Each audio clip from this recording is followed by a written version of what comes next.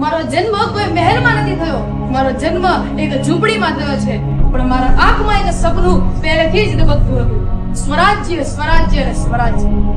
મારું નામ છત્રપતિ શિવાજી ભોસલે, મારું નામ છત્રપતિ શિવાજી ભોસલે મારા હરેક શ્વાસમાં છે, માતૃભૂમિ મારા હૃદયની ધડકનમાં છે, મારી પ્રજા અને મારા રક્તના હરેક બિંદુમાં છે, મારા રક્તના હરેક બિંદુમાં છે ધર્મની જ્વાળા.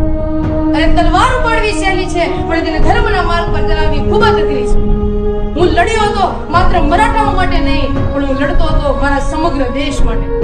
મારા હરેક યુદ્ધમાં મેં માત્ર ખેતરોની રક્ષા નથી કરી, પણ મેં રક્ષા કરી છે એ માતાઓના રાજની, મેં રક્ષા કરી છે એ ગૌ માતાઓની, અને મેં રક્ષા કરી છે એ હિન્દવી સ્વરાજ્ય.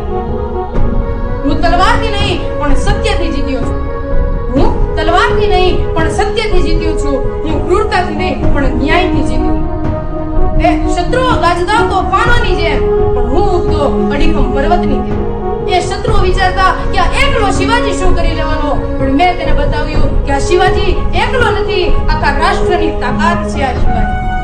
સંપૂર્ણ રાષ્ટ્રની એકતા છે આ શિવાજી, અને સંપૂર્ણ રાષ્ટ્રના આશીર્વાદ છે આ શિવાજી. અને જ્યાં સુધી આ સૂર્ય ચમકશે અને જ્યાં સુધી આ ધરતી ધબકશે, ત્યાં સુધી આ શિવાજીનું નામ